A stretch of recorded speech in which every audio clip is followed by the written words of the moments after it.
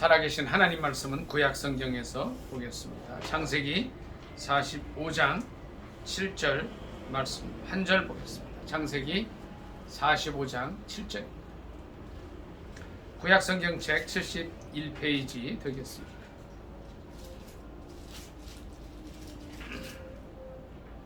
다 찾으신 줄 알고 합독하겠습니다. 시작. 하나님이 큰 구원으로 당신들의 생명을 보존하고 당신들의 후손을 세상에 두시려고 나를 당신들보다 먼저 보내셨나니. 아멘. 한 번 더 읽습니다. 하나님이 큰 구원으로 당신들의 생명을 보존하고 당신들의 후손을 세상에 두시려고 나를 당신들보다 먼저 보내셨나니. 아멘. 이 말씀을 본문으로 해서 하나님의 관점이라는 제목으로 함께 은혜 나누기를 원합니다. 1절부터 6절까지 이제 한 번 더 보도록 하겠습니다. 그러면 이제 이 7절의 말씀이 전체가 이해가 되는데 45장 1절로 6절을 같이 읽습니다. 시작.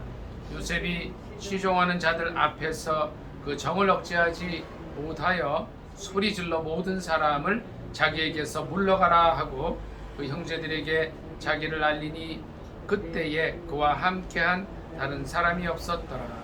요셉이 큰 소리로 우니 애굽 사람에게 들리며 바로의 궁중에 들리더라. 요셉이 그 형들에게 이르되 나는 요셉이라. 내 아버지께서 아직 살아계시니까. 형들이 그 앞에서 놀라서 대답하지 못하더라. 요셉이 형들에게 이르되 내게로 가까이 오소서. 그들이 가까이 가니 이르되 나는 당신들의 아우 요셉이니 당신들이 애굽의 판자라. 당신들이 나를 이곳에 팔았다고 해서 근심하지 마소서. 한탄하지 마소서. 하나님이 생명을 구원하시려고 나를 당신들보다 먼저 보내셨나이다. 이 땅에 2년 동안 흉년이 들었으나 아직 5년은 밭갈이도 못하고 추수도 못할지라. 아멘. 자, 1절부터 6절까지를 보니까 어떤 일들이 있었고 또 어떤 이유 때문에 이 7절에 이 고백을 하는가 알 수 있게 됩니다. 1절에 보니까 요셉이 시종하는 자들 앞에서 그 정을 억제하지 못하고 소리질러서 모든 사람을 물러가게 하고 형제들에게, 그러니까 11형제가 있었죠. 자기 위로 10 동생 베냐민까지 다 있던 그 자리였습니다. 자기를 알렸어요. 그때 그와 함께한 다른 사람이 형제들 외에는 없었습니다. 그러면서 울면서 큰 소리로 이제 형제들한테 얘기를 하는 거죠. 내가 요셉이다. 그동안은 이 형제들의 마음이 어떨까 해서, 왜냐하면 이 애굽의 총리가 요셉 자신이기 때문에 모든 걸 다 알고 있음에도 불구하고 거짓말했죠. 살아있는 요셉, 지들이 팔아버린 11째 동생을 죽었다 그랬단 말이에요. 그렇기 때문에 그들을 테스트하고 시험해서 이제 베냐민을 데려오게 했고, 베냐민이 이제 들어와서 이제 요셉이 잘 이렇게 이제 궁리를 해서 베냐민 안에서 이제 은잔이 발견이 되고 베냐민이 이제 남도록 하는 이제 그런 일들 통해서 형들의 마음을 이렇게 떠봤어요. 그랬더니 이제 형들이 이제 다 뉘우친 걸 봤을 때 여기서 자신을 드러냅니다. 자, 하나님의 관점이라는 제가 제목을 붙였는데 이게 뭐냐면요, 이 7절에 보니까 그 철천지 원수인 형들 앞에서, 10형들 앞에서 정말 17세, 18세 이 어린 요셉이를 큰 형 루벤으로 봤을 때는 아들과 같은 존재인데 그 아들 같은 동생을 어떻게 했어요? 네 번째 형제인 이제 유다를 통해서 미디안 상인에게 팔아버려요. 얼마나 울면서 그랬겠어요. 멀리서 요셉이 오는 걸 볼 때에 이 10형제들이 그런 얘기를 해요. 자, 저 꿈쟁이가 오는데 저의 꿈이 어떻게 되는가 보자 하고서는 죽이려고 그랬다. 구덩이에 가두었다가 이제 죽이진 못하고 팔아버리고 아버지에게는 이제 그 요셉이가 입던 채색 옷에 양피를 묻혀가지고 갖다 드렸죠. 그러니까 그때 야곱이 이제 늦게 얻었기 때문에 특별히 사랑해서 요셉에게는 채색 옷을 이제 만들어서 입혔었는데 잠을 자지 못하고 슬피 울면서 내 아들 죽었다고 그렇게 이제 가슴에 못을 박았었죠. 그런데 그 형들이 왔는데 7절에 그 얘기를 합니다. 하나님이 큰 구원으로 당신들의 생명을 보존하고 당신들의 후손을 세상에 두시려고 보냈다. 분명히 이 형들이 팔아버렸는데 그 울며 불면서 제발 살려달라고 애원했을 그 요셉이를 그냥 냉정하게 팔아버리고서 아버지에게 죽었다고 속인 그 형들 앞에서 이런 이야기를. 저 같으면 이렇게 못했을 거예요. 감옥에 가두고 정말 철천지 원수 같은 그들을 능지처참했을지도 몰라요.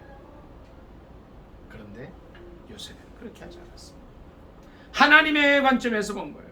하나님의 입장에서 본 거예요. 지금 이 애굽 땅에, 그리고 애굽과 그때 이제 이제 이스라엘 나라 이거를 신학적인 용어로 고대 근동이라고. 고대 근동 지역에 큰 흉년이 왔습니다. 물론 이제 이로부터 9년 전에 7년 동안의 흉년이 있었고 6절에 보니까 2년 동안 흉년이 있었다고 했으니까 앞으로 5년의 흉년이 더 있다는 거예요. 이때를 대비해서 먼저 보내셨다. 요셉은 철천지 원수와 같은 형들 앞에서 하나님의 시야에서 바라보는 거예요. 우리가요 하는 어떤 일들을 할 때 저도 그래요. 저도 하나님의 시야에서 바라보지 못할 때가 많아요. 왜 저들이 저럴까? 기도관이사 회원들이 막 일을 하는데 정말 답답해요. 왜 저럴까 하는 거예요. 왜 저럴까?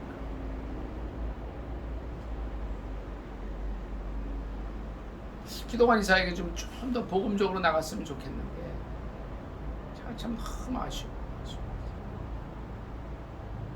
뭐 그런 일들 뿐 아니라 인간 세상사에서 큰 부딪힘과 어려움들이 있어요. 그럴 때 인간의 눈으로 보면 화가 나는 거예요. 인간의 관점에서 보면은 도무지 이해가 안 되는 거예요. 그런데 요셉이는 어떻게 했어요? 하나님의 관점에서 봐요.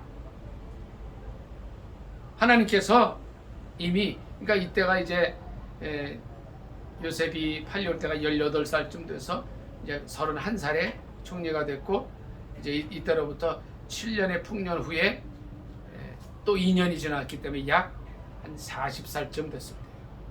40살쯤 됐습니다. 하나님의 관점에서 보니까 만일 이 흉년의 때에 요셉이 먼저 애굽에 와 있지 않았다면 그 흉년으로 형제들이 다 죽었을 거라는 거예요. 그래서 7절에 이런 얘기를 하는 거예요. 하나님이 큰 구원으로 당신들의 생명을 보존하고 당신들의 후손을 세상에 둔 거예요. 바로 이 당신들의 후손은 누구예요? 장차 오실 예수 그리스도라는 거죠.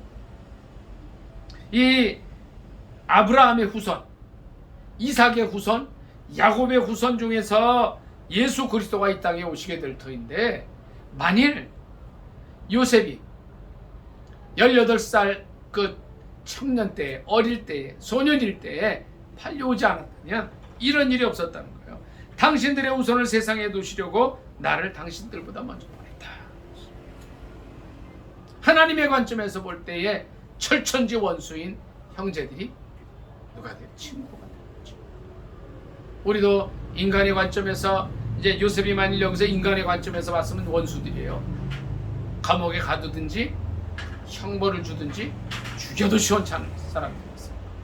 인간의 관점에서 보지 않고, 첫째는 하나님의 관점으로 볼 때에 원수가 친구로 변합니다. 두 번째는요, 하나님의 관점으로 바라볼 때 5절을 4절 5절을 같이 읽습니다. 4절 5절 시작. 요셉이 형들에게 이르되 내게로 가까이 오소서. 그들이 가까이 가니 이르되 나는 당신들의 아우 요셉이니 당신들이 애굽에 판 자라. 당신들이 나를 이곳에 팔았다고 해서 근심하지 마소서. 한탄하지 마소서. 하나님이 생명을 구원하시려고 나를 당신들보다 먼저 보내셨나이다. 하나님의 관점에서 보니까 이 원수 같았던 형들이 이해가 돼요. 그 사람들은 형들은 어떻게 해서 어떻게 요셉을 팔아버렸어요? 미우니까. 이게 이제 창세기 37장 좀 잠깐 볼게요. 어느 정도로 미웠냐면요. 37장 1절부터 몇 절 같이 읽습니다. 1절부터 시작. 야곱이 가나안 땅 곧 그의 아버지가 거주하던 땅에 거주하였으니 야곱의 족보는 이러하니라. 요셉이 17세의 소년으로서 그의 형들과 함께 양을 칠 때에 그의 아버지의 아내들 빌하와 실바의 아들들과 더불어 함께 있었더니 그가 그들의 잘못을 아버지에게 말하더라. 요셉은 노년에 얻은 아들이므로 이스라엘이 여러 아들들보다 그를 더 사랑함으로 그를 위하여 채색옷을 지었더니 그의 형들이 아버지가 형들보다 그를 더 사랑함을 보고 그를 미워하여 그에게 편안하게 말할 수 없었더라. 아멘. 자, 보세요. 미운 거예요. 그리고 2절에 보면 아버지 아내들 비라와 실바는 이제 서모들이죠. 서모. 같이 일을 하다가 보니까 잘못하는 게 많아요. 그래서 요셉이 얘기를 했겠죠. 형, 그거 잘못이에요. 그랬더니 네가 뭘 안다 그래? 막 그러니까 어떻게 해요? 결국 이제 요셉이가 아버지한테 얘기했단 말이에요. 그런 거 또 다른 형들한테는 채색 옷을 안 입혔는데 요셉이만 더 사랑하고 채색 옷을 지어 입히고 편애 때문에 미워한 거죠. 5절부터 몇 절 더 있습니다. 시작. 요셉이 꿈을 꾸고 자기 형들에게 말하며 그들이 그를 더욱 미워하였더라. 요셉이 그들에게 이르되 청하건대 내가 꾼 꿈을 들으시오. 우리가 밭에서 곡식 단을 묶더니 내 단은 일어서고 당신들의 단은 내 단을 둘러 서서 절하더이다. 그의 형들이 그에게 이르되 내가 참으로 우리의 왕이 되겠느냐, 참으로 우리를 다스리게 되겠느냐 하고 그의 꿈과 그의 말로 말미암아 그를 더욱 미워하더니 요셉이 다시 꿈을 꾸고 그의 형들에게 말하여 이르되 내가 또 꿈을 꾼즉 해와 달과 11별이 내게 절하더이다 아니라. 그가 그의 꿈을 아버지와 형들에게 말하며 아버지가 그를 꾸짖고 그에게 이르되 네가 꾼 꿈이 무엇이냐? 나와 내 어머니와 내 형들이 참으로 가서 땅에 엎드려 네게 절하겠느냐? 여기까지 있습니다. 이 꿈쟁이라도 미워한 거예요. 소모들의 아들들, 자기 이제 그 배다른 형들이 잘못한 거 일렀죠. 또 더 사랑받고 채색 옷을 입었죠. 꿈을 꾸는 게 이게 결정적인 거였죠. 왜냐하면 요셉이랑 12형제들이 나가서 이게 단을 묶었는데 요셉이 만든 단을 중심으로 해서 형들이 만든 단이 절을 하더라. 해와 달과 11별이 요셉에게 절을 하더라. 화가 더 난 거예요. 저런 자식이. 기회를 보다가 이제 어느 지역에 가서 양을 칠 때에 아버지 야곱이 요셉이를 보냈어요. 멀리서 형들이 보고서 작당해서 죽이려고 하더라고요. 그런데 말이에요. 인간의 관점에서 볼 때는 그들이 밉고 이해가 안 됐겠죠. 형들이. 그런데 하나님의 관점에서 보니까 이해가 돼요. 형들이 이해가 된 거예요. 내가 그때 너무 꿈을 꿔서 좀 지혜롭게 입을 다물고 있었어야 되는데, 나만 간직하고 있어야 되는데, 이거를 발설하는 바람에 형들이 나를 더 미워하게 됐어. 또 내 아버지가 나를 더 편애하고 그러면 내가 더 조심해야 되는데, 아버지에게 건의해서라도 형들에게도 좋은 옷 사드리라고, 또 형들이 좀 잘못하더라도 그저 감싸줘야 돼. 내가 잘못해서 이렇게 이럴 수밖에 없었지. 이해가 되는 거예요. 저도 최근에 여러 가지 일들을 보면요, 이해 안 가는 일들이 많아요. 그런데 관점을 좀 바꾸라는 거죠. 인간의 관점에서가 아니라 하나님의 관점에서 보면요, 어떠한 사람도 이해가 되는 거예요. 처음에 말씀드린 대로 그 철천지 원수인 형들이 친구가 되고요. 여기서 그랬잖아요. 3절에 나는 요셉이라 자기를 밝히면서, 4절에도 내게로 가까이 오소서 애굽의 그 총리인 사람이 이제는 요셉의 위치가 바뀌어 버렸잖아요. 철부지 어린아이가 아니에요. 40대쯤 된 애굽의 2인자란 말이에요. 자기 형제들을, 원수인 형들을 친구로 삼고 이해해줘. 세 번째는요, 그를 사랑할 수 있게 되는. 오늘 본문을 한 번만 더 읽습니다. 7절과 8절 같이 읽습니다. 시작. 하나님이 큰 구원으로 당신들의 생명을 보존하고 당신들의 후손을 세상에 두시려고 나를 당신들보다 먼저 보내셨나니, 그런즉 나를 이리로 보내니는 당신들이 아니고 하나님이시라. 여기까지 읽습니다. 이해하고 포용할 수 있게 되는 거지. 자, 한번 생각을 해보세요. 인간의 관점에서 보면 얼마나 피눈물 나는 세월을 보냈어요. 18세에 팔려와서 애굽의 12대장 보디발의 집에 들어가서 열심히 해서 인정을 받았는데, 또 그 부인이 음탕한 눈으로 이렇게 보다가 동침을 요구하고, 내가 하나님 앞에서 이 큰 죄악을 저지를 수 없다고 뿌리쳤을 때 도리어 누명 씌워서 감옥에 들어가고, 감옥에 들어가서 또 이제 많은 사람들의 발 닦아주고 섬기고, 그러다가 술 맡은 장관, 또 떡 맡은 관장이 들어왔을 때 그들의 꿈을 해결해주고 또 해석해주고, 그러고 나서도 몇 년을 기다리는 이런 피눈물 나는 세월이 있었음에도 불구하고 하나님의 관점에서 보니까 형들을 포용하게 돼요. 하나님의 관점에서 볼 때의 원수가 친구로 돼요. 하나님의 관점에서 볼 때의 원수가, 이제 원수 같은 형들이 이해가 되고 그들을 포용할 수 있게 돼요. 8절, 9절, 8절부터 한번 몇 절 더 같이 읽습니다. 시작. 그런즉 나를 이리로 보내니는 당신들이 아니요 하나님이시라. 하나님이 나를 바로에게 아버지로 삼으시고 그 온 집의 주로 삼으시며 애굽 온 땅의 통치자로 삼으셨나이다. 당신들은 속히 아버지께로 올라가서 아뢰기를, 아버지 아들 요셉의 말에 하나님이 나를 애굽 전국의 주로 세우셨으니 지체 말고 내게로 내려오사 아버지 아들들과 아버지 손자들과 아버지의 양과 소와 모든 소유가 고센 땅에 머물며 나와 가깝게 하소서. 아멘. 여기까지 있습니다. 철천지 원수들이었지만 하나님의 관점에서 볼 때에 이제 그 형들과 그 가족을 사랑할 수 있기 때문에. 첫 번째 뭐라 그랬어요? 하나님의 관점에 설 때에 원수가 친구로 변해요. 또 하나님의 관점에 설 때에 원수였던 형들을 이해할 수가 있어요. 또 세 번째는 그걸 포용할 수 있고, 네 번째는 사랑할 수 있게 됩니다. 그래서 자기가 가지고 있는 모든 부요함, 자기가 가지고 있는 모든 지위를 형제들을 사랑하고 온 가족을 사랑하는 데 쓸 수 있어요. 저 여러분이 지금 어떠한 것들을 가지고 누리고 있습니까? 그것을 누리기까지 하나님께서 얼마나 여러분에게 축복을 주셨어요. 우리가 하나님의 관점에서 볼 때에 우리보다 부족한 사람들, 우리보다 없는 사람들을 하나님이 주신 그 부요와 풍성함으로 사랑할 수 있기를 예수님의 이름으로 축복합니다. 아멘. 그런데요, 우리가 인간의 관점을 가지고 인간의 눈으로 볼 때는 이 사랑이 안 된다니까요.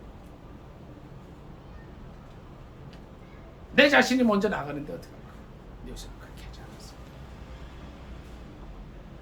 9절에 보니까 당신들은 속히 아버지께로 올라가서 아뢰기를, 아버지 아들 요셉의 말에 하나님이 나를 애굽 전국의 주로 세우셨으니. 자, 보세요.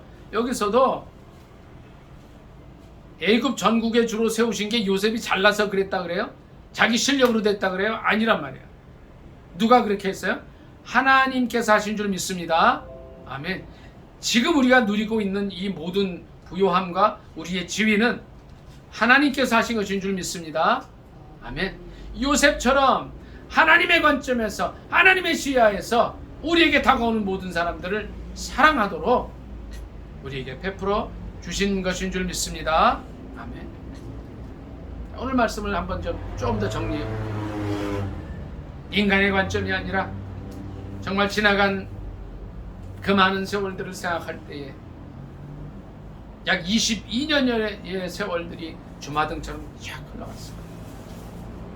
사람의 관점에서 인간의 생각으로 대했을 때는 흠을 한 대 때리고 싶고 감옥에 가둬버리고 싶고 형벌을 주고 싶고 막 능지 처참하고 싶지만 하나님의 관점에서 보니까 7절의 고백이 나옵니다.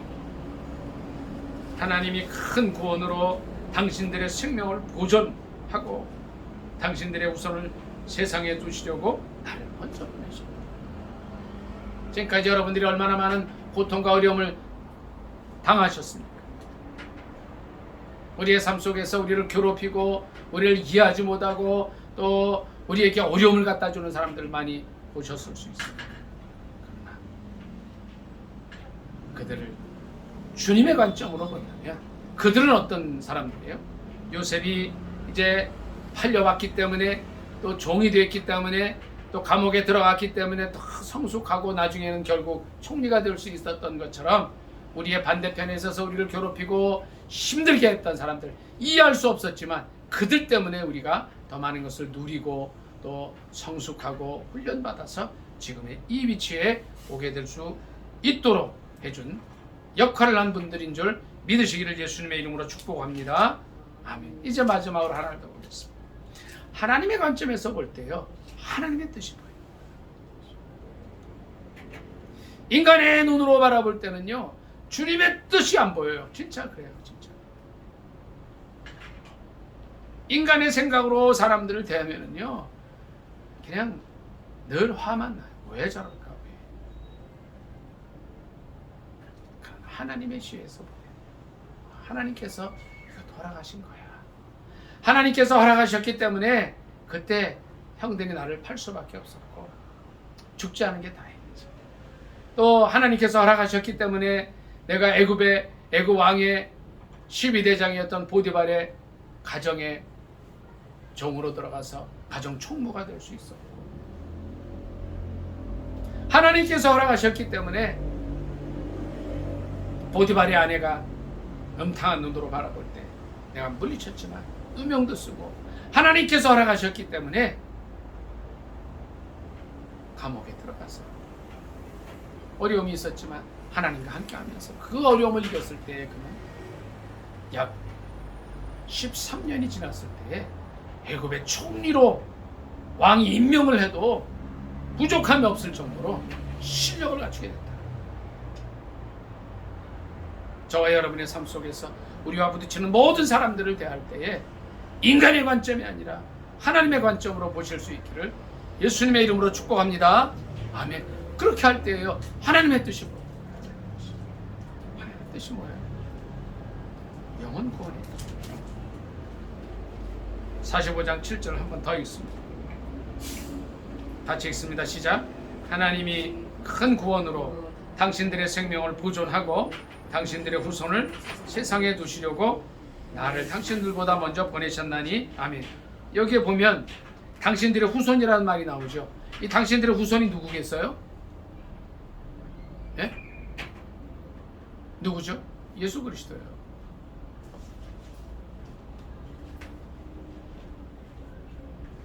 왜 그렇죠? 아브라함, 이삭, 야곱, 그다음 유다. 그럼 보셔야 되겠네, 그렇죠? 여기서 당신들의 후손을 예수님 그러니까 잘 안 들어오죠? 마태복음 보시면 돼요. 마태복음으로 잠깐 갈게요. 마태복음 1장으로 갑니다.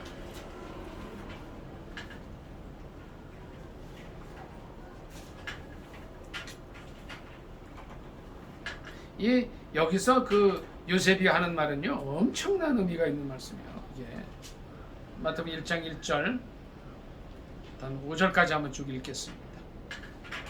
같이 읽습니다. 시작. 아브라함과 다윗의 자손 예수 그리스도의 계보라. 아브라함이 이삭을 낳고 이삭은 야곱을 낳고 야곱은 유다와 그의 형제들을 낳고 유다는 다말에게서 베레스와 세라를 낳고 베레스는 헤스론을 낳고 헤스론은 람을 낳고 람은 아미나답을 낳고 아미나답은 나손을 낳고 나손은 살몬을 낳고 살몬은 라합에게서 보아스를 낳고 보아스는 룻에게서 오벳을 낳고 오벳은 이새를 낳고 15절 갈게요. 일레우스는 엘르아살을 낳고 엘르아살은 mat단을 낳고 mat단은 야곱을 낳고 야곱은 마리아의 남편 요셉을 낳았으니 마리아에게서 그리스도라 칭하는 누가 나요? 예수가 나요. 그러니까 이 말씀이 결국 마태복음 1장 16절로 연결이 되는 거예요. 요셉은 기도 중에 이 후손을 만일요 이 요셉이가 총리가 되고 인간의 관점에서 형제들을 봤을 때 유다 형이 팔아버렸거든요. 내가 10명 중에 한 사람만 빼놓고 9명만 용서할까. 유다 형이지만 총리에 있으니까 당신은 나를 팔았어. 당신은 벌 받아야 돼. 그리고서 유다 가족을 다 멸해버렸으면 예수님이 와요 못 와요? 우리들의 시야를 넓힐 수 있기를 예수님의 이름으로 축복합니다. 아멘. 하나님의 시야를 가질 때에 요셉이 보았던 것처럼 하나님이 큰 구원으로 당신들의 생명을 보존하고 당신들의 후손을 세상에 두시려고 한 이 말씀처럼 그는 먼 훗날에 오실 예수 그리스도 아브라함과 다윗과 이새와 다윗 그 후손으로 오실 예수 그리스도를 본 거예요.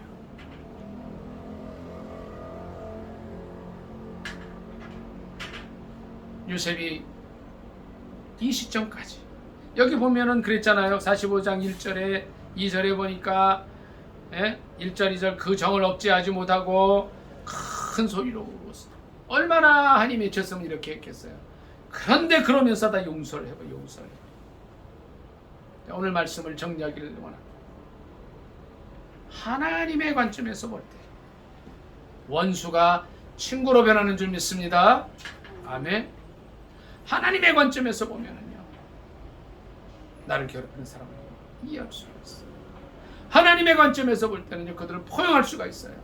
하나님의 관점에 설 때 사랑할 수가 있고 그 사랑 속에 있을 때 주님은 우리에게 하나님의 뜻을 보여주셔요. 오늘 우리는 아침부터 지금 이 시간까지 하나님의 뜻을 봤습니까? 얼마나 많은 순간순간을 인간의 관점에서 사람들을 대하고 평가했습니까? 제가 그랬어요. 오늘 이 말씀을 볼 때 이제 이후로 요셉처럼 사람의 관점에서가 아니라 인간의 관점에서가 아니라 하나님의 관점에서 사람을 보고 평가하고 하나님의 관점에서 그들을 사랑하고 원수를 친구로 삼으면서 하나님의 뜻을 분별하는 저와 여러분이 되시기를 예수님의 이름으로 축복합니다. 아멘. 45장 7절 말씀 한 절 더 읽고 주의 3차와 간절히 기도하겠습니다. 하나님 이제는 인간의 관점이 아니라 하나님의 관점으로 살아보고 이해하고 포용하고 사랑하고 하나님의 뜻을 보게 해달라고 기도하겠습니다. 7절 같이 읽습니다. 시작.